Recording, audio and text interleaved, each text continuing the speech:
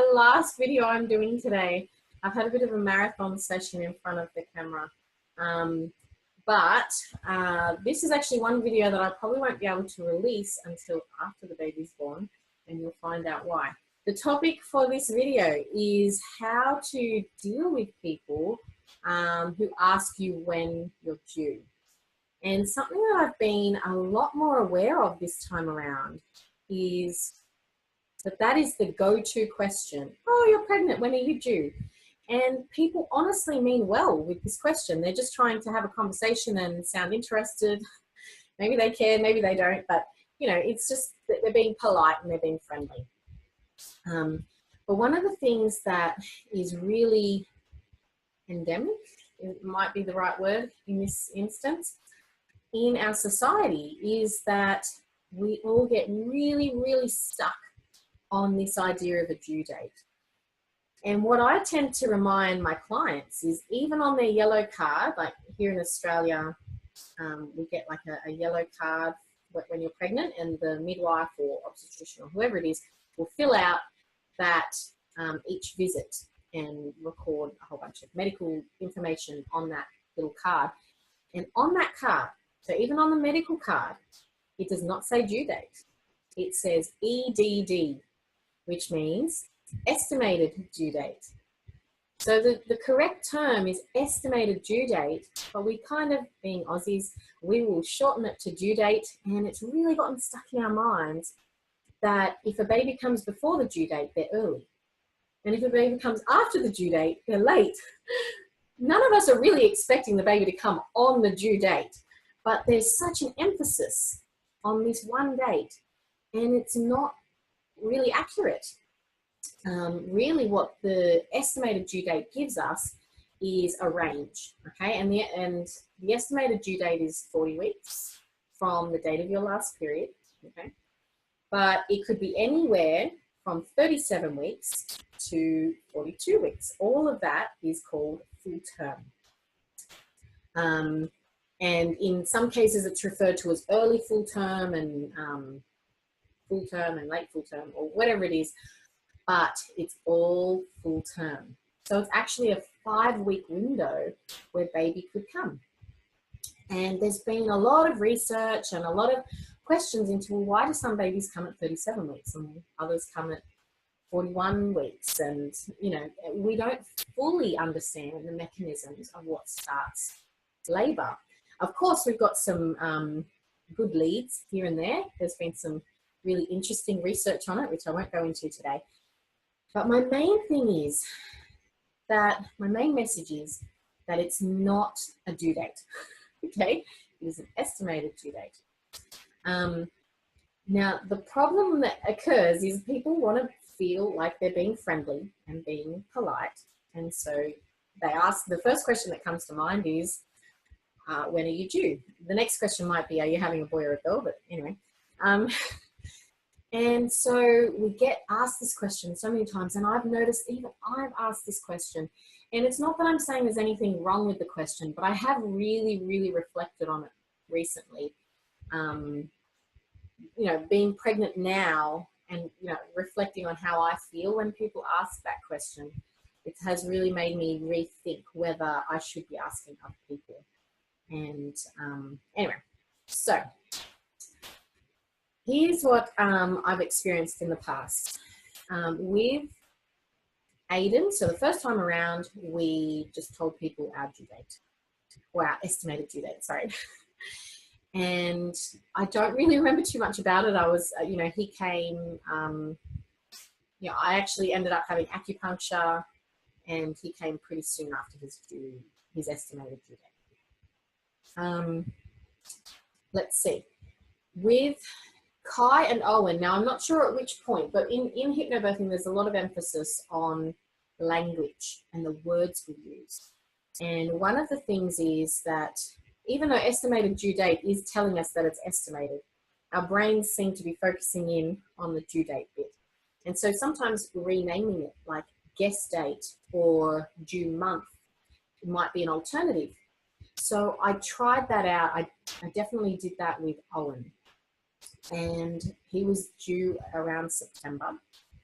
like in September somewhere. I think my estimated due date might have been at the beginning, somewhere at the beginning of September. So we knew he would be born somewhere in September. And so I tried saying, oh, he's due in September. And then people would say, oh, when?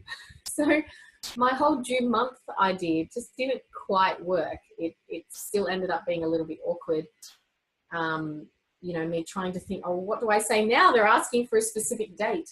And again, now from my perspective, I reflect on that and I think that's a little bit rude, but I don't think people mean to be rude, but it's very odd that they're so wanting to be so specific about your medical history. So, or, you know, asking such a personal question. But yeah, so I found that didn't really work to fend off people because it didn't satisfy their curiosity enough.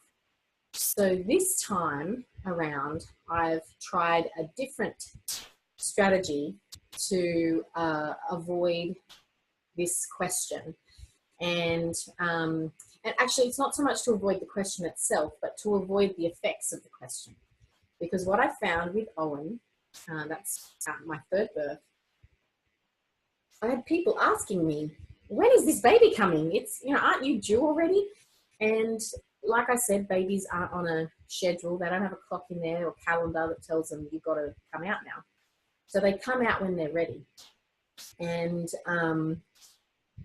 but often women will feel really pressured. I mean, by the end of your pregnancy, we tend to be like, okay, I'm over it now. Come on, baby. But more pressure comes from outside. From well-meaning family members and friends. And when is this baby coming? And are you going to be induced? Because some people have had either a positive experience of induction or they just think that's what happens and so there's no choice. And so they just expect that you'll be induced at some point because shouldn't you be induced? Like, make sure your baby comes out on time. So there's a really big area of acceptance of induction and it's expecting the baby to come on time. Anyway, that can put a lot of pressure on women and make them feel, you know, like they can't relax and that, oh, maybe something is wrong, because all of society is telling, like sending these kind of subliminal signals that their baby should be out by now. Anyway, and that did get on my nerves at my last, in my last pregnancy. I had some very well-meaning elderly friends. I'm sure I wasn't even 40 weeks yet. And this lovely elderly lady was saying, isn't this baby, when's this baby coming? And I was like 39 weeks. So there was absolutely no hurry, but you just feel it. You feel the pressure from other people. Anyway, so this other strategy is to give people a specific date, but it's not the real date. Because you know what? It's no one's business what the real date is. The only people that need to know are you, obviously your partner, and your care provider. And obviously if there's any health practitioners you're seeing, then they need the real date. But you can give them whatever date you like. So if, and you know, for me, what I've done is, and this is why I can't release this video yet because people will know, but I have given people basically a date that's 2 weeks after my real date because I know baby will probably come before 42 weeks. So you could give them the 42-week date and just say that, or you could just give them a totally bogus date. Like, I don't know. The one thing, you know, like the next month or whatever. The one thing that I have felt uncomfortable with this strategy is though that firstly, there's different, like there's some people that know and some people that don't. And so it's a little confusing trying to remember who knows and who doesn't. And I just don't like secrets. I like to be open and honest. So it feels really unnatural to be lying. I feel really bad. But at the same time, I'm like, no, this is my body. And I feel like I do need to protect my space. So I don't want people being invasive, and people won't be kind of asking me if they still think I'm 38 weeks when I'm actually 40. So they'll hopefully leave me alone. But I have to admit, I have felt a tiny bit uncomfortable with this strategy. So it hasn't been the perfect thing.